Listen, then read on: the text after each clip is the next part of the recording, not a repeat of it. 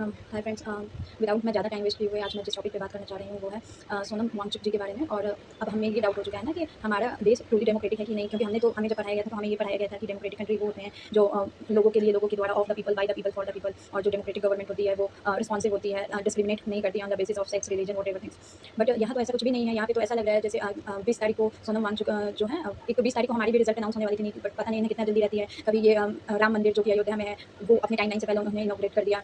NEET पहली बार जो हुआ था उस समय भी इलेक्शन का टाइम था तो उन्होंने पहले रिजल्ट अनाउंस कर दिया। फिर अभी जो नीट हुआ उसका भी रिजल्ट 20 जुलाई को आने वाला था, जिसको इन्होंने प्री पॉन्ड कर दिया। तो पता नहीं ऐसा इनके अंदर क्या, इन्हें तो खैर मुझे तो लगता है कि इन्हें पता है कि ये क्या कर रहे हैं, बट ये मानते नहीं है कि हम कुछ गलत कर रहे हैं। एक ही चीज़ नहीं है, मतलब सोनम वांगचुक हैं, सोनम वांगचुक इतने पढ़े लिखे हैं, वो इतने नॉलेजेबल हैं, उन्हें रेमन मैग्सेसे अवार्ड मिला लद्दाख में। वो बच्चों के लिए ऐसा स्कूल चला रहे हैं जहाँ पे वो क्रिएटिव पढ़ाई करवाते हैं, कि मतलब ये नहीं कि बच्चे रटा-रटाया पढ़ रहे हैं, ये कर रहे हैं। और क्लाइमेट चेंज के लिए मतलब वो हर टॉपिक पे, चूँकि वो नॉलेजेबल है, ऑब्वियस बात है, अगर वो हमारे लिए नहीं खड़े हो तो उसमें उनका कोई लॉस नहीं है। बट वो ये सब किसके लिए कर रहे हैं? वो हमारे लिए कर रहे हैं कि एजुकेशन सिस्टम से हमें लड़ने की क्या ज़रूरत है? वो चाहें तो वो इतने क्वालिफाइड हैं कि वो किसी भी अलग अदर कंट्री में जाके और वो अपना आराम से अपना, मतलब उन्हें एक अच्छी पैकेज मिल सकती है जिसमें उन्हें ये सब करने की ज़रूरत नहीं है। बट वो ये सब क्यों कर रहे हैं? वो ये सब हम हमारे लिए कर रहे हैं। आज नीट हो, हर साल का वही कहानी है, पेपर लीक नहीं तो कुछ भी लीपापोती कर देना है ताकि ठीक है बच्चे। अभी देखिए रीनीट का आया, इसमें भी बच्चों को डाउट है कि मतलब उनके मार्क्स सही नहीं आए हैं, ओएमआर गलत है, बहुत सारी चीज़ें। बट हाँ, अब जो अभी रूलिंग पार्टी है वो अपने आप को समझती है कि या तो वो क्या करती है, अपोजिशन पार्टी में कोई अगर उनके खिलाफ बोलता है या तो वो उन्हें खरीद लेती है, या फिर अगर वो इंसान को खरीद नहीं पाती है तो उनके खिलाफ सीबीआई इतने सारे गलत तरीकों से उनके खिलाफ कुछ ना कुछ ऐसा बना देती है माहौल और फिर उन्हें जेल में डाल देती है, चाहे वो अरविंद केजरीवाल हो, कोई भी हो, बहुत सारे हैं। खैर अभी मुझे नाम उतने सारे याद नहीं आ रहे, बट हाँ, वो उन्हें जो भी है हर किसी के लिए कुछ ना कुछ एलिगेशन लगा के और उन्हें जेल में डाल देंगे। राघव चड्ढा थे, राघव चड्ढा पहले आम आदमी के लिए बोला करते थे, फिर अचानक से उन्होंने साइड स्विच कर लिया। अब ये तो वो जाने और रूलिंग पार्टी जाने कि उनके बीच में क्या ऐसी बात हुई जो रातों रात उन्होंने स्विच कर लिया। खैर अब राघव चड्ढा जब आप आम आदमी पार्टी में थे तब उन्हें बीजेपी में बहुत सारी खामियां दिखती थी, बट अचानक अब उन्हें बीजेपी में सारी खामियां दिखना बंद हो गई। इसी तरह कंगना रनावत थी, वो भी काफ़ी चीज़ों के बारे में, लोगों के आम आदमी के बारे में बहुत सारी खुल के बोलती थी। बट पता नहीं जब से उन्होंने भी बीजेपी ज्वाइन किया है, उन्हें भी लगता है कि बीजेपी में जाने के बाद हमारे देश से सारी प्रॉब्लम खत्म हो चुकी है, कोई ऐसा वर्थ टॉपिक नहीं है जिस पे वो लोग बोल सकें। खैर ये उनकी अपनी चॉइस है, बट एज ए पॉलिटिशियन हमने डेमोक्रेसी इसीलिए बनाई है ताकि हम जो लोग हैं उनके बीच में डिस्क्रिमिनेशन ना हो सके। मतलब इससे अच्छा तो मोनार्कियल गवर्नमेंट था जहाँ पे 15 साल राज करने में 15 साल राज करो तो राजा तो कोई ना कोई, मतलब इन्होंने इनकी गवर्नमेंट 3 बार आ चुकी है, तो मतलब 3 बार में तो इंसान कुछ तो अपना एनालिसिस करता है और कुछ तो उसे लगता है कि भाई मैंने गलत किया, मुझे कुछ सही करना चाहिए।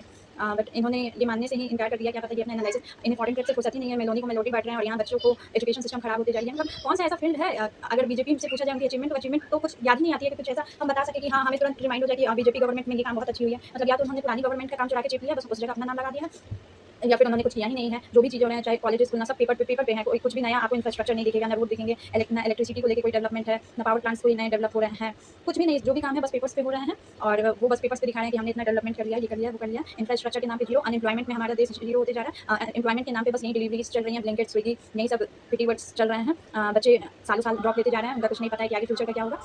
आप जहाँ भी देख लीजिए हर चीज़ का प्राइवेटाइजेशन होते जा रहा है। अडानी गडकरी साहब हैं, उन्होंने E20 इथेनॉल वाला पेट्रोल नेक्स्ट ले आ दिया है। लोगों, एक तो मिडिल क्लास फैमिली बहुत मुश्किल से गाड़ी अफोर्ड करती है और अब वो भी जो आ रही हैं उनमें भी सुन रही हूँ कि इंजन्स इफेक्ट हो रही हैं, जो कुछ भी है। तो आप बोल रहे हैं कि यहाँ पे परिवारवाद नहीं चलता है, तो अगर परिवारवाद नहीं चल रहा है तो फिर ये गडकरी जी क्यों E20 इथेनॉल पे इतना जोर दे रहे हैं? उनके बेटे की जो कंपनी है सियान एग्रो, वो 500% से ग्रोथ करते जा रही है, लोगों की गाड़ी खराब हो रही है, E20 डालने पे माइलेज गाड़ी का कम हो रहा है और फिर भी आप इसे इंट्रोड्यूस किए जा रहे हैं, रजिस्ट्रिंग फाइल में आपका नाम आ रहा है। सोनम वांगचुक को आप इस तरह इलीगल, आप दिल्ली हाईकोर्ट का बोल रहे हैं कि दिल्ली हाईकोर्ट ने ऑर्डर दिया कि उठा ले। अरे दिल्ली हाईकोर्ट ने उन्हें बोला था कि उनके हेल्थ को मॉनिटर किया जाए, सुपरवाइज किया जाए, क्योंकि किसी भी एक इंडिविजुअल इंसान की हेल्थ बहुत इंपॉर्टेंट होती है। उन्होंने तो ये नहीं बोला था आप सफेद चादर ले जाके उन्हें इलीगल तरीके से पुलिस उठवा रहे हैं। क्या मतलब हेल्थ चेकअप के लिए क्या पुलिस सकती है क्या? अब इस आपके रूल बुक के हिसाब से पुलिस हेल्थ चेकअप करती है, आप उन्हें उठवा के ले जा रहे हैं। अनसन है, आप बोल रहे हैं कि न्यूज़ चैनल दिखा रहे हैं कि इसमें उन्होंने क्या किया, गलत किया, इसमें तो कोई ज़बरदस्ती नहीं की। अरे भाई ज़बरदस्ती कैसे नहीं हुआ है? आप चाहते तो सरकार की तरफ से आप किसी, या तो मोदी जी खुद आएँ या फिर सरकार का कोई भी तो इंसान आके उनसे बात कर सकता है। वो क्या कह रहे हैं? वो तो बस यही चाह रहे हैं कि ये जो हर पेपर में leak, SSC leak, constable leak, UPSC में भी धांधली हमें सुनने को मिल रहा है। नीट का तो हर साल का लगा हुआ है। तो हर जगह कोई अब एग्जाम, बच्चे स्विच भी नहीं करना चाह रहे हो। मैं खुद तैयारी कर रही हूँ तो मैं खुद नहीं स्विच कर रही हूँ कि कौन सा ऐसा एग्जाम है जो बहुत फेयर हो रहा है जिसमें आप स्विच कर देते, गारंटी है कि हाँ आप मेहनत कर रहे हैं तो आपका हो जाएगा। कोई ऐसा फील्ड नहीं बचा है जहाँ पे धांधली नहीं हो रही है। एग्जाम से फॉर्म भरे जा रहे हैं। मैंने कुछ साइट से 2-4 फॉर्म भरे थे, फॉर्म भरा गया, 5 साल से उसके फॉर्म भी भरा रहे हैं, अभी उसका एग्जाम कंडक्ट नहीं हुआ है। अभी बिहार में ईडीओ की वैकेंसी आई थी, एग्जाम हुआ, वो रद्द हो गया, उसका कुछ नहीं पता है कि उसका क्या होगा। तो फॉर्म भरा जा रहे हैं, मिडिल क्लास फॉर्म डालने में पैसे लगा दे रही है, फिर वो एग्जाम नहीं हो रहा है और अगर वो भी हो रहा है तो वो फिर कैंसिल हो जा रहा है। तो वही है, इनके हिसाब से कोई भी इंसान जो अच्छा कर रहा है, जो इनके सिस्टम के खिलाफ जा रहा है, वो तो या तो आपको जेल में मिलेगा या फिर वो इन्हें अपने पार्टी में खुद सम्मिलित कर लेते हैं। मैनिपुलेशन का इनका तरीका ऐसा, कोई भी मिडिल क्लास फैमिली तो आवाज़ उठाएगी नहीं, क्योंकि इतने पावरफुल जो अपोजिशन बैठे हैं, अपोजिशन में उन्हें तो ये नहीं छोड़ना। तो एक मिडिल क्लास फैमिली आवाज़ उठाने से पहले तो 100 बार सोचेगी ना। उनके पास मैं हूँ, या आपको इतना हिम्मत नहीं है कि एक अकेला आदमी इस पूरे सिस्टम के खिलाफ हो। हाँ, इस पूरा सिस्टम को हम तभी बदल सकते हैं जब सबको यूनाइट हो, और हमें ये नहीं सोचना है कि भाई हम स्टूडेंट हैं, हमारा तो काम ये नहीं है। मैं सबसे रिक्वेस्ट करूँगी कि ये जो पीसफुल प्रोटेस्ट उन्होंने किया है उसमें प्लीज़ आप जिस भी तरह से हो सके उसमें भागीदार बने। और ये सोनम वांगचुक हमारे फ्यूचर के लिए कर रहे हैं। आज हम नहीं पार्टिसिपेट करेंगे, आप नहीं करेंगे, हम बच्चे नहीं करेंगे, एक आम इंसान नहीं करेगा तो फिर कौन करेगा? आज हमें लग रहा है कि अरे ये हम क्यों करेंगे, हमें इससे क्या है, बट कल आपको इसके प्रोज एंड कॉन्स सब पता चलेंगे। प्रोज तो कुछ है ही नहीं, कौन सी हैं बस, तो आपको पता चलेगा। हम पढ़ रहे हैं, हम इतने साल ड्रॉप ले रहे हैं, अभी भी बच्चे ड्रॉप ले रहे हैं तो उन्हें कुछ क्लैरिफाई नहीं हो रहा है, क्योंकि अगले साल इन्होंने सीबीटी मोड कर दिया है कि हम शिफ्ट वाइज करेंगे, तब तो बच्चे और बढ़ जाएंगे। फिर आप सीबीटी मोड में धांधली करेंगे वो तो और नहीं पकड़ाएगा। अभी तो फिर भी पेन पेपर मोड था तो पता चल जाता था, मुझे नहीं पता, बट हाँ धांधली हर जगह हो रही है। और ईमानदारी तो कुछ है, मतलब मोरल और एथिक्स तो बस बुक्स तक ही अब सिमट के रह गए हैं। मोरल और एथिक्स वैल्यू का तो पब्लिक में कुछ है ही नहीं। गवर्नमेंट ऐसी आ गई है कि कोई किसी की मदद नहीं करना चाह रहा, क्योंकि उन्हें पता है कि अगर हम कुछ भी अच्छा करेंगे तो हम फंस जाएंगे। बस चल वही रहा है जो करप्ट है।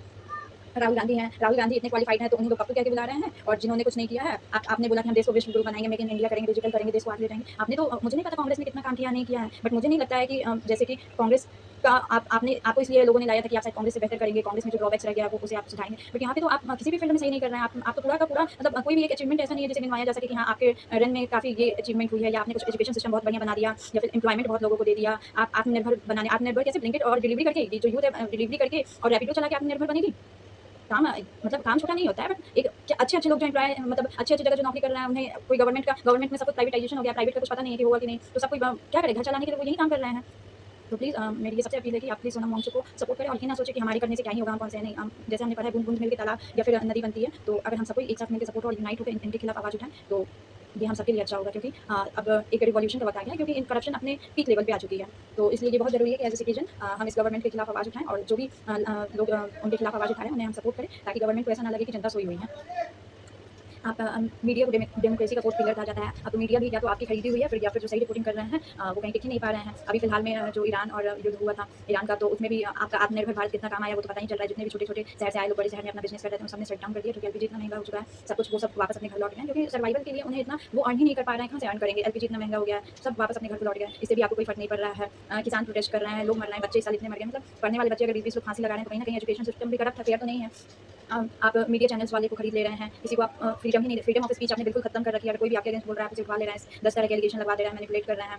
लास्ट में आके वो या तो वो इंसान आपकी पार्टी को ज्वाइन कर ले रहा है, तो ऐसे ये तो डेमोक्रेसी नहीं है, ये तो मतलब तानाशाही हुआ कि आपको ऐसा लग रहा है कि मैंने देश को खरीद लिया है। आप अरावली हिल्स को मतलब बेच दे रहे हैं कि वहाँ पे माइनिंग होगा, आप जंगल कटवा दे रहे हैं, आपको किसी आप इलेक्शन कमीशन ऑफ इंडिया को खरीद ले रहे हैं। आप ऐसे ऐसे थोड़ी ना डेमोक्रेसी होती है, ये डेमोक्रेसी नहीं है, ये तो तानाशाही है। ऐसे देश नहीं चल पाएगा। और प्लीज़ हम सब मिलकर ये करते हैं कि सोनम वांगचुक को सपोर्ट किया जाए। आपने उन्हें इल्लीगल तरीके से आप बोल रहे हैं कि नहीं हमें उनकी चिंता थी, इसलिए हमने, अरे अगर आपको चिंता थी तो आप वहाँ जाते, आप उनकी मांगों को देखते। उन्होंने कौन सी ऐसी गलत मांग रख दी है, उन्होंने fair examination fair education system के लिए बोल दिया, तो वो तो आपके रूल बुक में, ये बात तो सही बात है, गलत हो गई होगी ना, क्योंकि आपको तो फेयर चीज़ें पसंद नहीं है, और किसी ने फेयर डिमांड कर ली है, तो वो तो सही बात है, आपके गले का कांटा बन गया है। आपने उन्हें ऐसा सरकार बिल्कुल भी ना सोचे कि यूथ जो है वो नहीं, हम पीसफुल प्रोटेस्ट कर रहे हैं और हम सोनम वांगचुक जी के साथ हैं। अभी भी उन्होंने अपना हंगर स्ट्राइक मतलब तोड़ा नहीं है, अभी भी वो अनशन पे हैं, अभी भी जहाँ पे उन्हें हॉस्पिटल इवन पुलिस, मैंने जैसा कि न्यूज़ में देखा है कि किसी को मिलने नहीं दे रहा है, पहले नाम रिकमेंड हो रहा है, पूरा वो ये कर रहे हैं कि कौन है क्या है नहीं है। तो आपके गवर्नमेंट पे तो किसी को बिलीव नहीं रहा है। तो प्लीज़ हमारे पूर्वजों ने या गांधी जी ने या जो भी पास में कांग्रेस जिन्होंने भी फ्रीडम फाइटर्स जो हमारे हुए हैं, उन्होंने इतना, उनके फाइटिंग का एम ही ये था कि हमारी कंट्री फ्री हो सके, डेमोक्रेटिक बन सके, कोई डिस्क्रिमिनेशन ना हो। एक ऐसी गवर्नमेंट बने जो रिस्पॉन्सिव हो, जो अपने जो भी वो कानून ला रही है, जो भी व्यवस्था ला रही है, उसके प्रति उनकी एक उत्तरदायित्व हो कि हाँ वो क्यों कर रही है, क्या कर रही है। तो आपने ये सिस्टम तो करप्ट कर दिया है, आपने तो तानाशाही ला दी है। तो और आप बस अपने पाकिस्तान से अपना कंपेयर करके खुश होते रहते हैं। तो ऐसा नहीं है कि यूथ एकदम से नींद में है। मैं तो यही कहूँगी सरकार से कि अपना रवैया बदले, वरना ऐसा ना हो कि जैसा नेपाल में यूथ ने प्रोटेस्ट कर दिया था वैसे की नौबत है। और कहीं न कहीं आपके जो एक्शन है वो यही बता रहे हैं कि आपने गलत किया है, और आपको इस बात का डर था कि कहीं प्रोटेस्ट ना हो जाए। तो आपने सोनम वांगचुक को हटवा लिया ताकि ना वो रहेंगे, ना प्रोटेस्ट कंटिन्यू होगा। बट ये इतनी जल्दी खत्म होने वाली नहीं है, ये एक रिवॉल्यूशन की शुरुआत है। प्लीज़ छोटे से छोटे लेवल पे अगर आपको लगता है कि आप अपनी कंट्री के अच्छे फ्यूचर के लिए कंट्रीब्यूट कर सकते हैं, तो आप जिस भी एक्शन से जिस भी प्लेटफॉर्म पे यूज़ करके कर सकते हैं, प्लीज़ आप कंट्रीब्यूट कीजिए। ये हमारे और आपके फ्यूचर की बात है, और इसमें हर किसी का उतना ही योगदान है, उतना ही पार्टिसिपेशन है। इसमें कोई गरीब अमीर क्या है नहीं है, मतलब इतने सोचने की बात नहीं है। आपको आवाज़ जो है, जो कानून की तरफ से आपको राइट टू स्पीच मिला है, उसका अच्छे से यूज़ कीजिए, और प्लीज़ एक सशक्त भारत की तरफ, सशक्त भारत के फॉर्मेशन में अपना आवाज़ और पार्टिसिपेशन इंक्लूड कीजिए। Thanks for watching. Please like, subscribe and comment.